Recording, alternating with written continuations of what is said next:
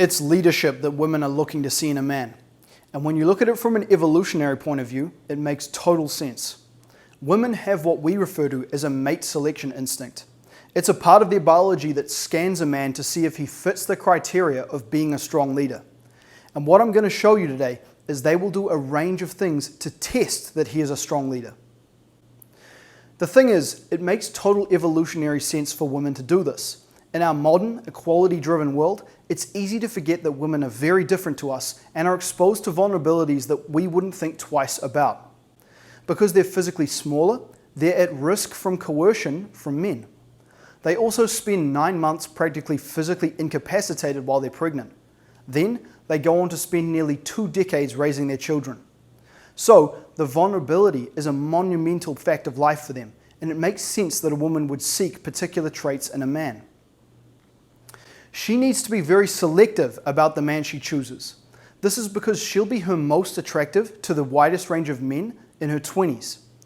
If she's to invest these years in a man and then find out later on that he's weak, she won't have the same opportunities at a later age to attract an outstanding man. So it's in her survival's interest for her to be critical. So when she figures out that the man she's with is not acting like a leader, her body goes into a state of anxiety and prevents her from relaxing. It puts her on high alert and tells her that something is wrong. It prompts her to figure out whether or not she should stay with her man or she should start looking for someone else straight away. But what's ridiculous is that us men are totally oblivious to all this. We've got no idea. And that's because the world wars claimed the lives of many men whose sons went on to be raised by single mums. Those sons have now raised children of their own, and this entire body of knowledge has been lost. So it's time for us to get into the 6 elements of respect, these leadership traits that women are looking for. What I want to make clear first, though, is that these are far more important than what men typically believe are the traits women are looking for: looks, money, and status. Women's intuition is incredibly intelligent, and they know that these 3 things are simply the byproducts of outstanding leadership. They know that if you're not wealthy right now, but you're demonstrating competence as a leader, the money won't be far away.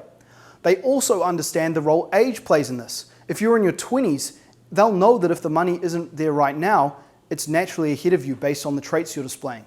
Whereas if you're in your 40s, they'll be much warier of this.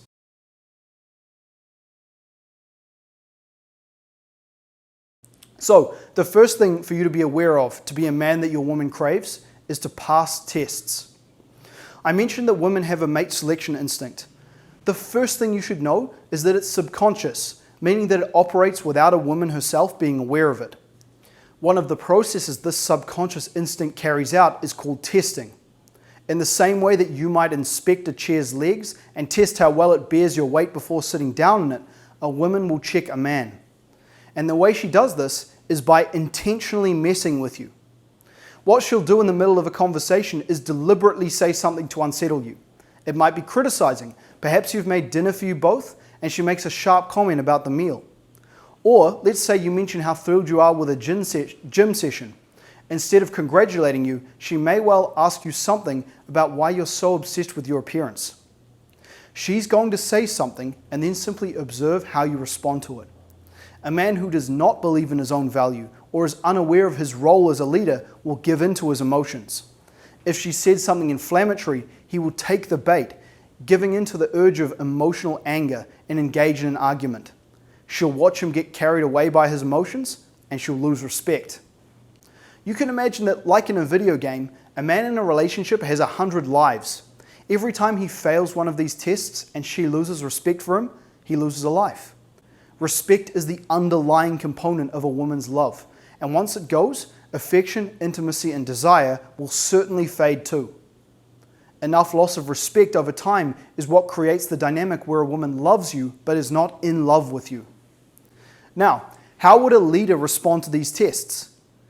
When he understands that this behavior is just a function of her biology and that she needs to know she's partnering with someone who's not easily shaken, he's going to do one of 2 things. First of all, he might totally ignore it. When the comment comes, he might pretend he never heard it. So, when she says, "You've been so slow getting out of bed this week," he might say, "What's on your agenda this morning?" And the second way he might handle this test is by making fun of her to show that in his wider landscape of life, little comments from her aren't important enough to affect him. When she sees that he's not pushed off his emotional center, she relaxes because he's demonstrated his strength. What's amazing about this process, though, is that while it looks like a harsh business on the surface, a woman deliberately saying inflammatory things to shake her man, if he can turn it into a joke, the potential negative situation actually becomes a fun one that's even better than if it hadn't occurred at all. Tests become an opportunity to improve the mood. So, how do you spot these tests coming so you can actually handle them? It's really easy. You'll be having a good time with your woman, and then she'll say something that triggers a real sense of discomfort in your stomach. And in that moment, you'll know that if you were hanging out with your best friend right now, he would never say anything like that. And that there is your cue that you're being tested. Here's an example. Let's say you're living with your woman and she confronts you out of the blue. She says, "It feels like you're just never home, almost like you're having more fun at work than you are with me." A leader will feel that this sense of discomfort in his stomach is there and immediately see this for what it is. He'll reply, "Yeah, you got me. I never want to be home and I'm trying to do everything I can to stay away from you for as long as possible." Saying that with a smile will immediately tell her that you're joking, and she's going to relax because she knows that you haven't been threatened by her words. So that's testing, which you have to watch out for, using that feeling in your stomach and then having fun with it.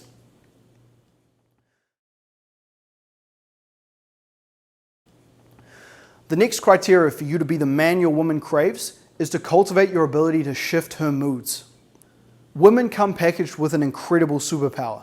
They have highly tuned emotions that enable them to understand how everyone is feeling around them. This is how they can tell when their children are unsettled and what they need, and it's how they can make quick judgments about whether people are friendly or potentially malicious. It's a vital gift that makes women so good at making sure everyone in the community is taken care of. And at the same time, it means women process their emotions very differently to us. As they go about their days, experiences that leave them elated or frustrated and everything in between affect their entire moods. They can't just snap out of it. Instead, they unwind through talking about it. It's by sharing their experience and how they feel that release their tension and regain their internal sense of peace. Now, what's important for us to know is that the only time we men share our problems is when we need someone's feedback to help us solve them. And that leaves us prone to assuming that women want us to diagnose and solve their problems when they're in a bad mood. But that's not what they want. The only time they'll ever want that is if they explicitly ask for advice on what to do. So when a woman's in a bad mood, we don't try and solve her problems for her. And at the same time, we don't walk away either. What we do is first observe her. If she hasn't given us that ugly feeling in our stomach, we know she's not testing us. And then we acknowledge that she's going through something. We recognize it by taking her aside and setting up a place to listen. Perhaps we walk up and take her in our arms or bring her over to the couch, pull her legs over ours, and then ask, "Hey, how's it going?" From there, all we need to do is ask questions to tease out what's really going on. We give her small prompts and make reassuring noises to help her talk. "So what happened when you told your boss that?" "Whoa, that must have been hard to hear." And while we do this, we use one of our superpowers. We men, when we're on our missions and striving to reach our potential, are optimistic by nature. We exude positivity, and what we can do while we listen to her is to pull her out of her bad mood and into our good mood. So while we listen and ask questions, we can inject humor, we can touch her reassuringly, and we can touch her intimately. While doing all of these things while she talks, you show her that you're not affected by her bad mood, which gives her reassurance and peace of mind that even when she goes through experiences like these, you will be reliably positive and calm. Much like testing, when you handle these moods correctly, you create an even better situation than had the two of you just been having a normal vanilla day. The intimacy and positive emotions that stem from you listening and shifting her mood enhance the day for both of you. It's also important for me to make a note on your ability to stay calm and positive when she's in a bad mood. This doesn't just include when she comes to you with frustration or sadness from incidences with other people. It also includes when she's directing anger at you. I've said it before and I'll say it again. A deep desire inside every woman is for her to know she can behave at her very worst, unleashing anger, sadness, or fear, and that meanwhile, her man won't bat an eyelid, that he will be totally at peace and love her through the whole process. So, understand that one of your challenges to rise up to as a man is to freely speak your mind to your woman with love and care, and then handle whatever wrath she unleashes at you whilst remaining relaxed and logical. If that feels impossible right now, understand that it's a muscle that grows in power with every repetition. One way I like to create this dynamic is that when my woman is tense and about to raise her voice, to interrupt her and say, I want to hear what you have to say, but I'm not listening until you hold my hand. This shows that I'm in control, but genuinely interested in hearing her out.